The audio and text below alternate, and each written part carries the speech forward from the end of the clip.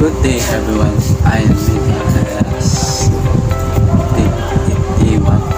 So our topic for today is all about my philosophy in my life. So my philosophy in my life, an experience of mistake, but because of mistake, life learning, a lot of things to motivate myself. Don't listen to those people who only are your mistakes. Just focus on your dreams. Continue to learn. Mistake, just focus and keep learning. Stay positive and be happy.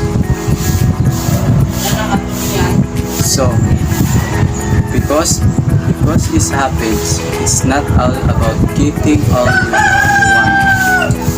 It's all about enjoying all have. Now I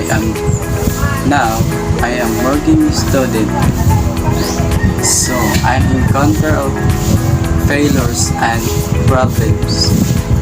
Stronger can mistake your stronger and be humble.